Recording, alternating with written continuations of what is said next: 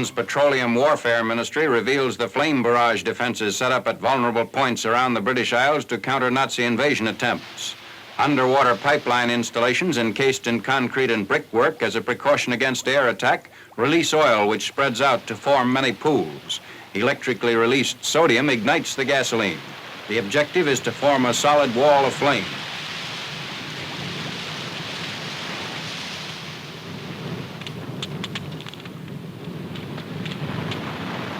Heat reaches an intensity in excess of 1,000 degrees. Additional pipelines on the beaches provide secondary defense by fire. The British planned this operation as a last-ditch stand against Nazi attack while making practical use of vast oil stocks to prevent their seizure should an invasion succeed. RAF raids on Germany destroyed central control stations built by the Nazis for a similar flame defense of Germany.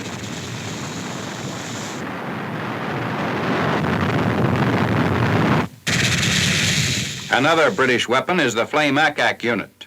It was designed to be used against low-flying enemy planes, as well as to discourage glider and paratroop landings.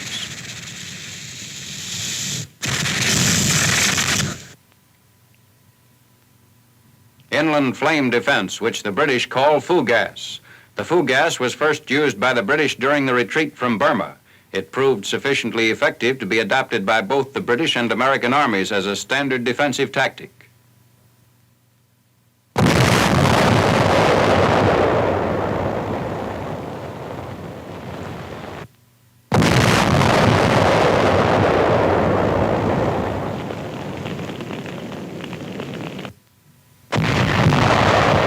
Leaflets were dropped behind German lines, threatening death by fire to invaders.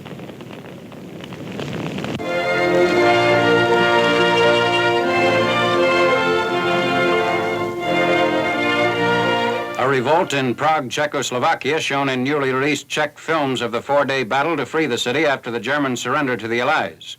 The revolt breaks out when the radio reports Allied troops are near.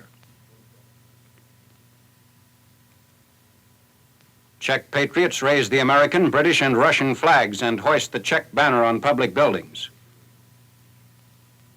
Despite the announcement that the German army had capitulated and that the European war was over, Karl Frank, the Nazi protector of Bohemia, refuses to recognize that his rule of Czechoslovakia has ended. Heavily armed German troops continue to patrol the city while SS men, under orders to suppress the revolt, attempt to maintain law and order.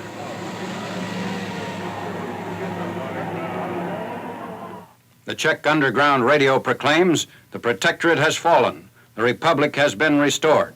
The patriots tear up bricks from the streets to build barricades against German tanks, guns, and infantry. In 3 hours, all Prague becomes a fortress. The patriots arm themselves with hand grenades, rifles, and machine guns. With one weapon to every half-dozen defenders, the Czechs pick up the weapons of their dead comrades to carry on the fight.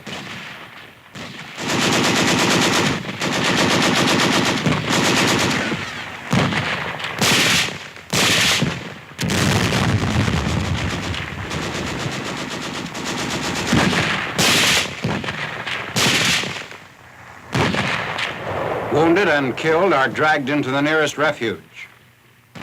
Fire hoses are used to flush out Nazis. While the fierce struggle continues, the Czech radio broadcasts frantic appeals for aid from its American and Russian allies.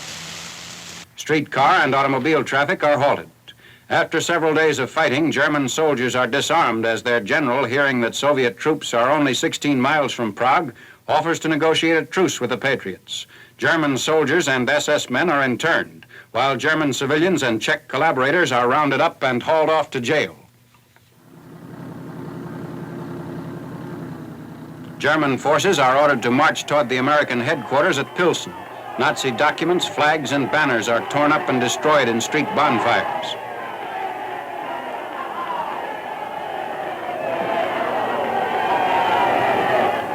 The first liberating Red Army units arrive in Prague.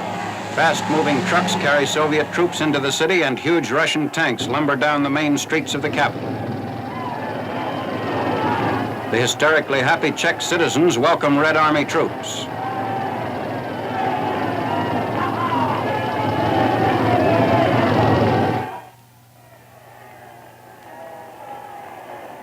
The Czech flag again flies over free Prague.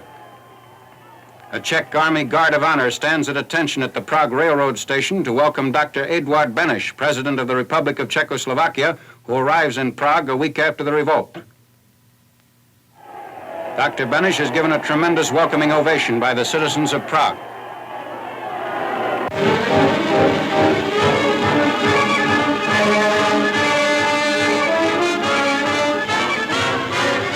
Confiscated Nazi newsreel films show 12-ton V2 rocket bombs just after leaving their launching platforms.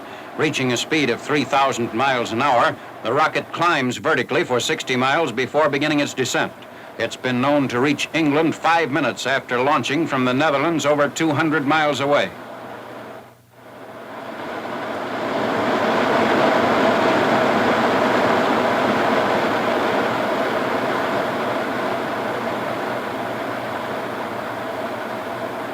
Signal Corps films of the main testing grounds for V2 rocket motors. Ordnance intelligence officers discovered this huge installation in a former slate quarry about 20 miles southeast of Saalfeld, Germany.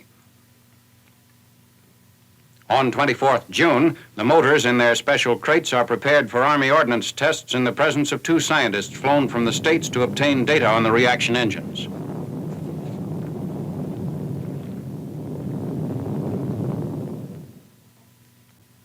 Normally, the V2 gets its fuel from 2 large tanks, one containing about 1,000 gallons of alcohol, the other the same amount of liquid oxygen. A turbine, driven by chemically produced superheated steam, drives the pump that forces the fuel into the combustion chamber. The mixture is ignited electrically by remote control and, burning violently, rushes out as a jet of very hot gases, creating a thrust of about 26 tons, which launches the 12-ton projectile.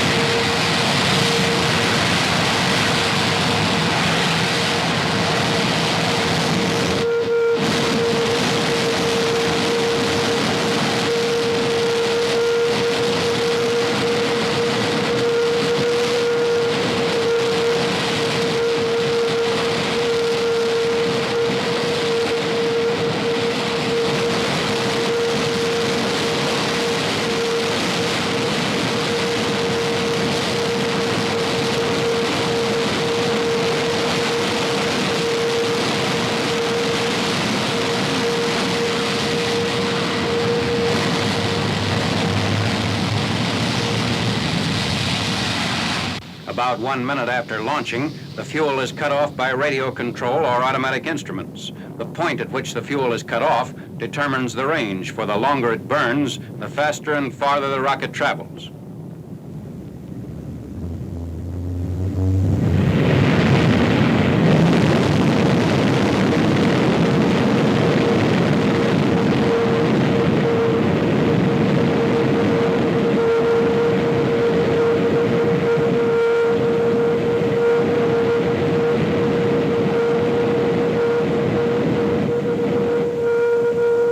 U.S. Ordnance Technical Intelligence reports and data compiled by the British Air Ministry have made available a complete breakdown on V2 construction and performance characteristics.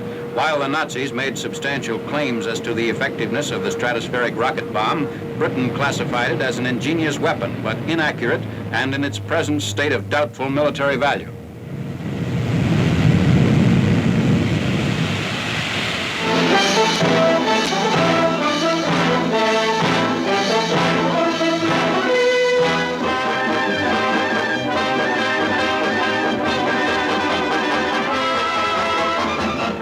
Delta Base, 18 miles north of Marseille, France, comprising 3 staging zones covering an area of over 10 square miles.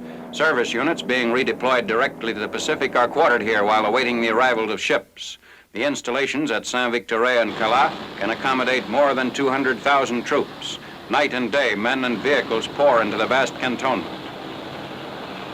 Deriving its name from the delta of the Rhone River, the base is commanded by Brigadier General J.P. Rattay.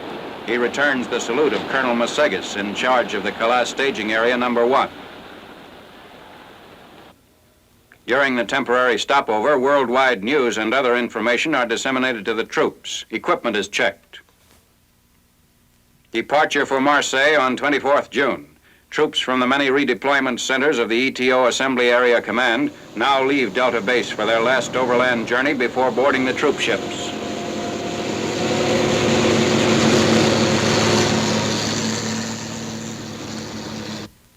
At Marseille, which is the nearest French port to the Far East, the service units embark on boats headed through the Mediterranean and Suez Canal, then through the Indian Ocean to the Pacific.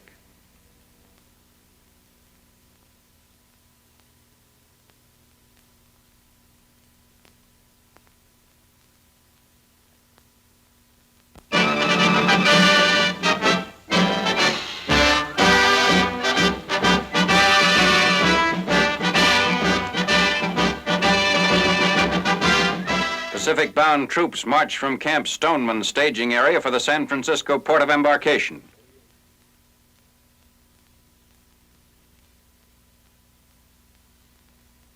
Already processed for overseas, the men will be transported by harbor boats to the Bay Area for transfer to troop ships.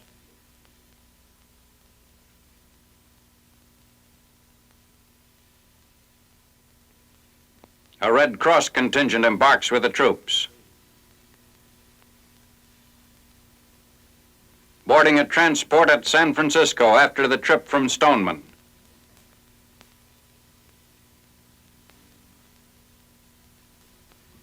The Army's announced goal for the Pacific War is an army of 7 million. Japan has about 4 million men under arms.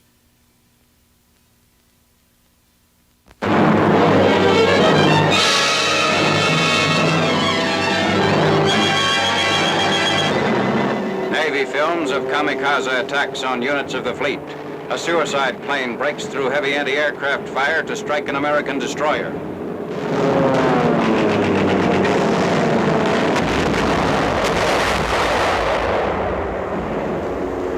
Hitting directly at the base of the afterstack, the crash completely shears off the stack and damages the bridge and superstructure. Many of the crew are cut off by the burning midsection of the ship. Another destroyer comes to the aid of the vessel. Live torpedoes are hit and damaged by the suicide plane, but they do not explode. This ship, a 2,100-ton Fletcher-class destroyer, was commissioned in 1943. Water is poured into the burning ship to help bring the fire under control. The shattered destroyer, moving under its own power, heads for a repair yard.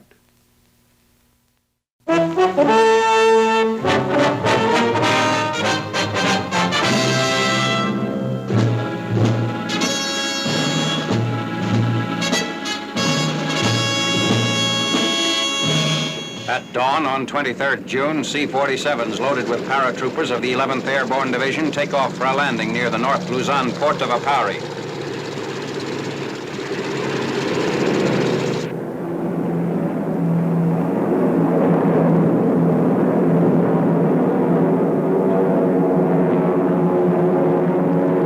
The first landing is at 09:10 in bright sunshine and without enemy opposition.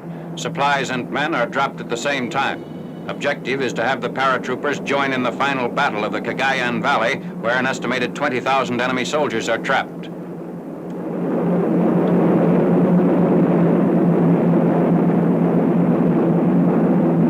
The jump troops are veterans of the Manila campaign and are to make contact with the guerrillas already in the area. Reinforcement of the guerrillas will tighten the hold on the northern end of the valley, while elements of the 37th Division drive up from the south.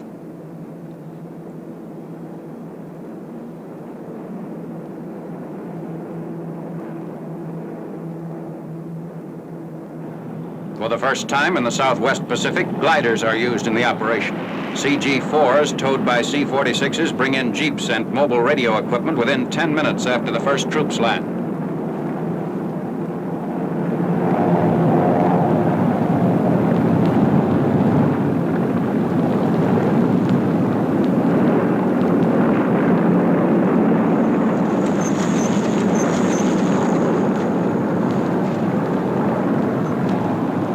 Equipped with pack howitzers, the paratroopers assemble for a rapid push up the Cagayan River in a combined force with the guerrillas. Major General Joseph M. Swing, commander of the task force, confers with one of his officers, then starts for a forward observation post.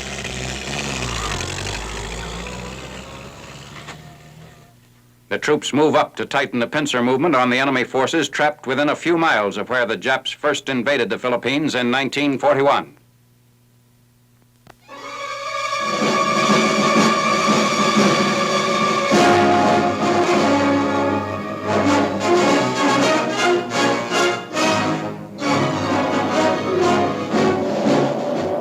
PT boat task unit of the 7th Fleet on a night patrol and strafing mission along the northwest coast of Borneo.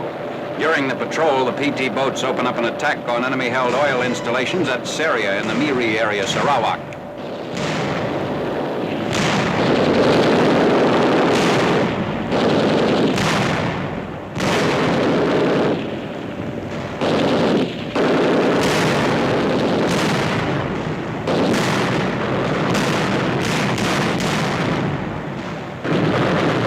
Flame and smoke cover the shore as installations, storage tanks, and derricks are hit.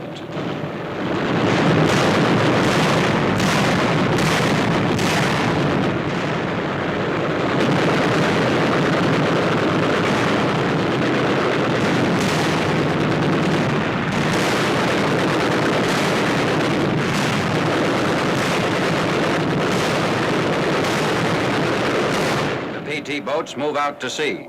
PTs continue to harass the enemy on Borneo, shelling coastal positions and troop concentrations and hitting small shipping around the island.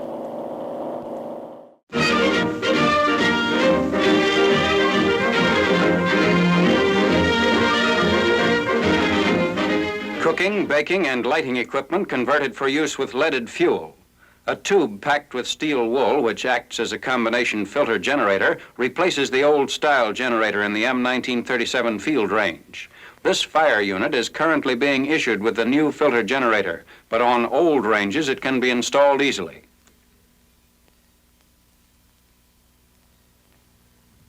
There are numerous advantages to the employment of a component which permits the burning of leaded gas. Procuring unleaded fuel is often a problem in the field. Standardization of equipment so that only one type of fuel is required naturally simplifies supply. When a filter burns out and another isn't available, it can be renewed by sawing the tube in two and packing it with fresh steel wool or crumbled asbestos. Then the parts are welded together again.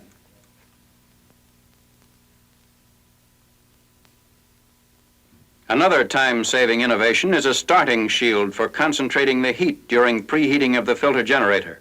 The new fire unit is leak-proof, easier to maintain, and gives longer service than its predecessor, approximately 200 to 300 hours. In the M1942 bake oven, the pot-type burner replaces all other heating units. Designed for simplified operation and ease in cleaning, it also heats the oven faster. Again, there's no difficulty in making the switchover from old to new burner. Once inserted, the heating unit remains intact without necessity for removal when shipping the oven. Swinging this meter back into position is all that's necessary. The directive states that kerosene or light diesel oil can be used if gasoline is not available, but the latter is preferable. As the fuel flows by gravity rather than under air pressure, the danger of explosion is greatly reduced. Finally, the gasoline lantern is adopted by the QM for use with leaded fuel. A single mantle and a curved generator keep the lantern from overheating.